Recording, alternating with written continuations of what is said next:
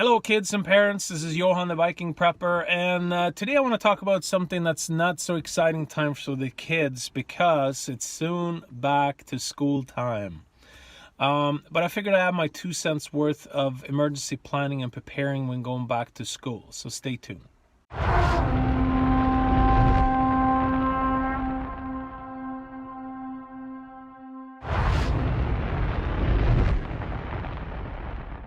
I think every family should build an emergency kit for their home, but also make a family disaster plan and be informed about events that could affect their surrounding neighborhood and community. But part of that plan should also be the school safety plan. So when it comes to back to school, I think that most parents and kids think school supplies, getting enough sleep, getting back to the daily routine, and some might even go as far as thinking about more traffic or the school zone speeds, obeying crossing guards, watching out for like darting children, and maybe even as far as thinking about getting on and off the school bus safely.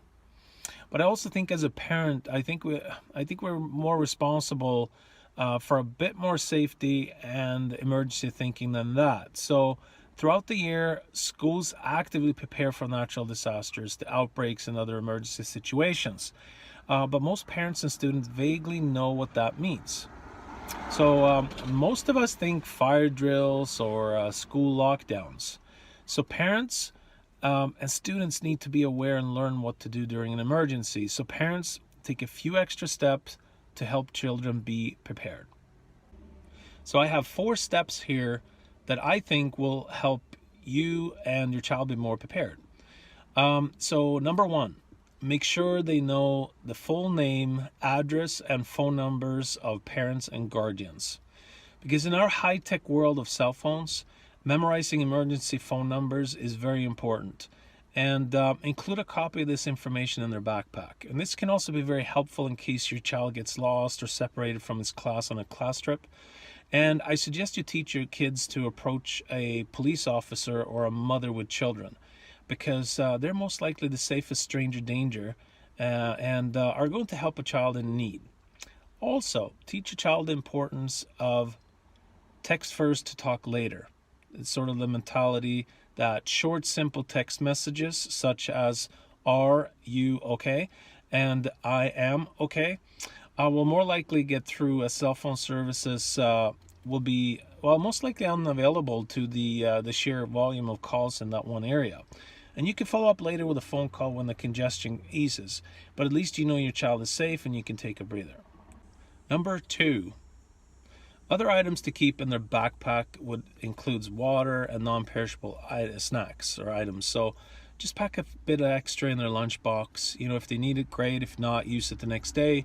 Pocket-sized first aid kit and a whistle to alert others for help, and a list of allergies, medical conditions, and also medications. And if your child is old enough, make sure they have some kind of emergency use only cash. And that can be inside the small first aid kit. Also, most schools today keep a close record of students with serious allergies, but I think it doesn't hurt to make sure that their teachers have a copy too and are aware of the situation. So number 3 is be familiar with different routes and ways to travel home, like walking, taking the bus, or riding home with another student who lives nearby. Number 4, establish a secret code word with your child and whoever takes them home from school to protect against an unauthorized person picking them up. And this is also good to use when being in public, like the movie theater, the mall, or the park. When my son was really young, we would pick him, we'd pick his favorite meal like pasta, or make sure that if another adult asked him to leave with them, that he would ask them what he calls his favorite stuffed animal, and because that's something that he would remember and also not be something weird to talk about. And this list is just a great starting point to prepare your child for the upcoming school year.